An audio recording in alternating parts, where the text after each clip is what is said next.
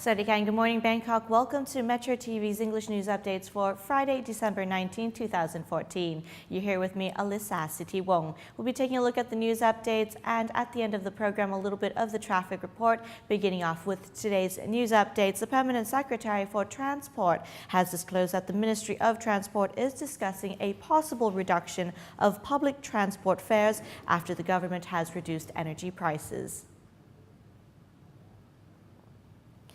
Permanent Secretary for Transport Soitip Traisut said as the government has approved the reduction of benzene and diesel prices by 2 baht per litre and 1 baht per litre respectively, the Ministry of Transport has initiated discussions of a possible reduction of fares for public transport. Director General of the Land Transport Department, Tirapong Ratprasert, disclosed that in 2015, during which the department will campaign against speeding, the Slow Down, Save Your Life campaign has been initiated. The campaign gives top priority monitoring speed limits.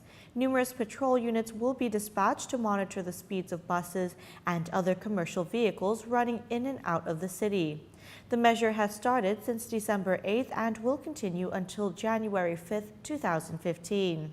Ms. Soitip made known that the DLT has set up a round-the-clock bus and driver checkup points along the main routes nationwide in order to inspect bus conditions and readiness of drivers on duty. The DLT has also established a 24-hour call center at 1584 to provide the public with travel information during the New Year holiday period. Moving on to a news update about a recent survey that has been conducted. It has indicated that Thai youth tend to accept the concept of corruption and view that it is a trivial issue. Kon Thai Foundation disclosed the results of a survey of 4,000 adolescents in 21 provinces on corruption. It found that most of them once had an experience involving corruption to gain benefits for themselves, such as copying classmates' exams. They viewed it as an acceptable action, even though it could lead to other incidents of corruption in the future. The study also showed that family is an institution which could influence the young generation's way of thinking and their behaviors, but the parents focused on their children's study too much instead of teaching them a sense of responsibility. The survey found that the adolescents think that corruption is acceptable behavior, as famous actors and politicians suspected for corruptions did not face any punishment for their actions. The study also found that youths do not have enough sense of social responsibility. Moving on to other news updates now from the governmental pharmaceutical organization, which has advised holidaygoers to prepare sufficient medications for their trips over the long New Year holiday.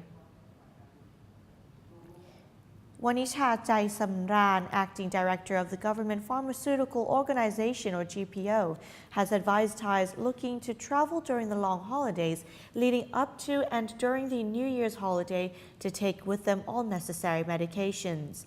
She said the elderly were especially vulnerable, especially those who have chronic diseases which require regular courses of medication. Travelers are advised to prepare sufficient doses of pills to last during the long holiday, and extra in case some are lost during the break. Patients should be prepared to provide medical staff of their medications in case of emergencies. Drivers should be aware of drowsiness and dizziness as a side effect of their medications. Muscle relaxants, pills for migraine headaches, and stress relief pills are likely to impair or reduce driving capabilities, which may cause accidents.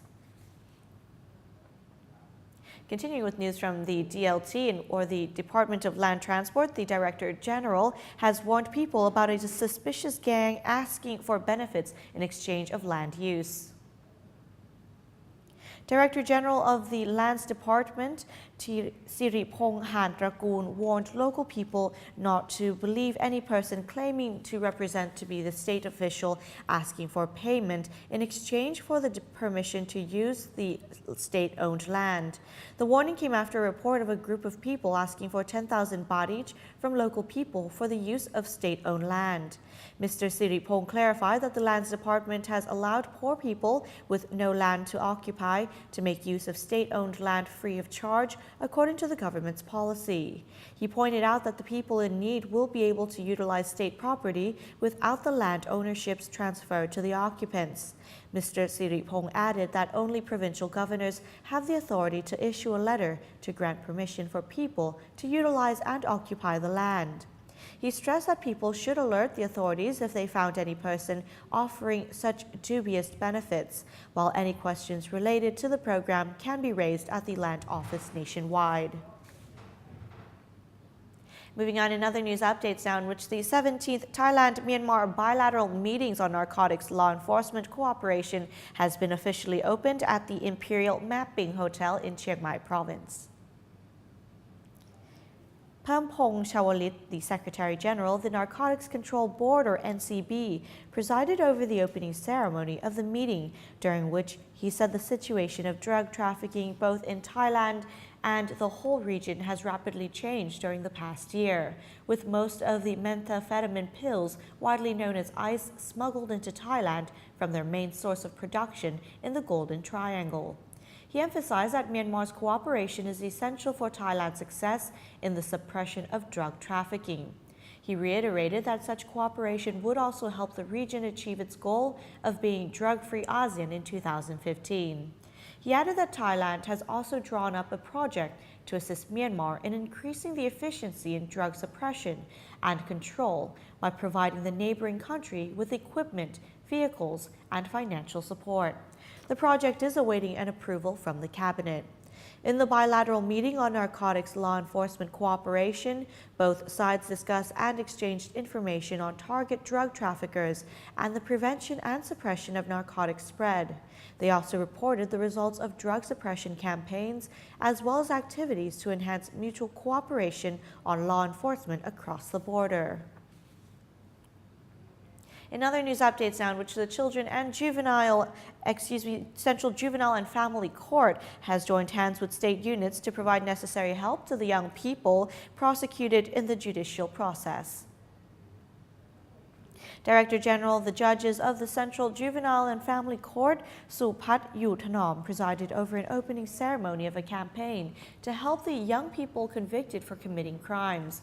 Representing the Central Juvenile and Family Court, he signed a memorandum of understanding on rehabilitation of children, juvenile and family, and protection of welfare for children, juvenile and family members in the ceremony.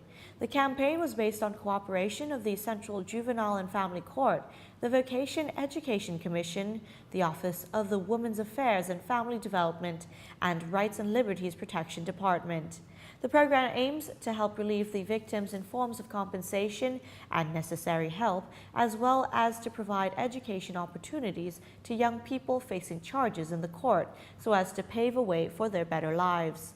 Moreover, a coordinating center to oversee the results of child and juvenile rehabilitation was set up together with the Center for Wellness Protection of Children and Family Members to ensure the effectiveness of the campaign. We'll now be taking a short break. Coming back next, we'll be continuing with the news updates when we return.